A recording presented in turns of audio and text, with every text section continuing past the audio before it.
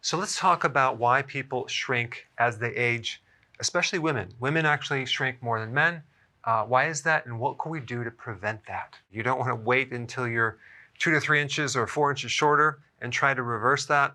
It's too late, okay? So we want to act now. So a person potentially could lose a quarter to a half an inch every decade after 40. So by the time they're 70 or 80, they're actually 2 or 3 inches shorter, okay? Why is that, and what can we do to prevent that? We're getting a loss of the disc space between the vertebrae, and we're also getting a loss of the vertebra itself. So one of the big myths out there is that people think that they can grow bone by drinking more milk. Cows and horses have these huge legs. They're solid. They're supporting a very large animal, and they don't drink milk after 6 months. They actually are eating grass. So there is no credible study that I could find that shows that drinking milk will build your bones or make them stronger. Now, what about calcium? Well, there's a problem with calcium, especially if postmenopausal women take calcium to prevent bone loss, especially if it's calcium carbonate. They increase their risk of getting heart attacks. I did a separate video on that. You can check it out. But when we talk about minerals, we're only talking about one little piece of the puzzle. You need other minerals, you need vitamins, you especially need magnesium, and this trace mineral called boron. Boron is really, really essential to help prevent osteopenia and osteoporosis. Okay, so you get your calcium, you can get that from leafy greens, and maybe a little high quality, organic, grass-fed dairy. Okay, number 2, vitamin D3 and K2. These are fat-soluble vitamins. These are really important in mobilizing and transporting not just calcium, but magnesium as well. So vitamin D helps the absorption of calcium from the small intestine by 20 times, but K2 drives that calcium from the blood into the bone. So vitamin K2, as compared to K1, triggers proteins that keep your bones really, really strong. Where do you get K2 from? Well, from fatty foods, which a lot of people are on low-fat diets and they don't get enough K2. Vitamin D3, you get it from the sun, but of course, as you age, you don't get enough absorption through the skin.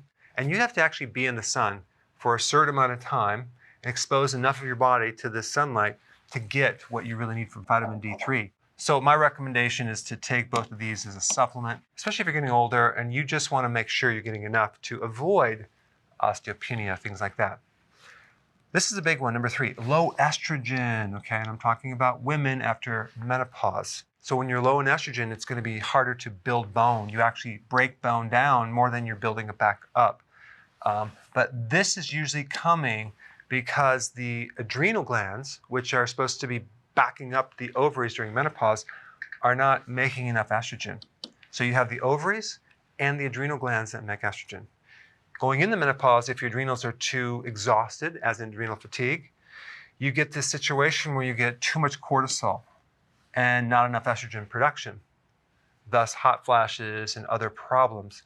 But cortisol, if too high, can create a catabolic effect and start breaking down bone. So that's one reason why someone might actually lose their height right there. And then number 5, low protein. They're not consuming enough high quality protein. You'd be surprised how many people have a deficiency of protein. And I'm talking about amino acids. At least 50% of most protein foods end up as waste. So when you consume protein, you have the quality of protein, where it comes from, and then you have the other factor of how many essential amino acids that are in there. You're supposed to have 8 essential amino acids. If you're doing collagen, for example, you don't even get the 8 essential amino acids. So if you don't have those essential amino acids, those building blocks, you cannot build body tissue. Same thing with branch amino acids. And then if you don't have enough stomach acid, that's another factor for not digesting. If you have gut issues, there's a lot of issues with this right here. I'll cover this in another video very soon. Let's say you're not exercising, okay? Exercise does help prevent bone loss because you're adding a stress and your body is compensating by making it stronger, the whole structural frame.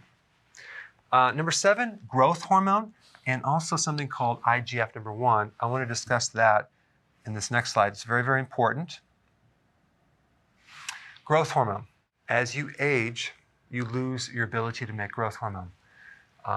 The pituitary makes growth hormone, and it works through the liver, and then it triggers this other hormone called IGF-1, which has very similar functions to growth hormone. So both of these decrease as you age. So if you're getting older and you don't have these hormones, you don't get the growth of the bone. Okay, so what can you do to maximize growth hormone? You can keep your insulin low and your sugars low. That sounds like keto to me. Okay, next one. You want to get more sleep, okay, and less stress. That will increase growth hormone as well. In fact, a good amount of the growth hormone is elevated while you're sleeping in the deep delta wave sleep. So if you're not sleeping, you're not going to be able to produce enough growth hormone. And that's when all the repair happens, all the recovery, and the actual bone growth itself. Exercise, high-intensity interval training, has the potential to increase growth hormone by 700%. But this is mainly if you're doing some hardcore sprinting. So if you're not doing hardcore sprinting, it could be less than that. And realize everyone's different, and this was just one study. So it could be less, could be a little bit more.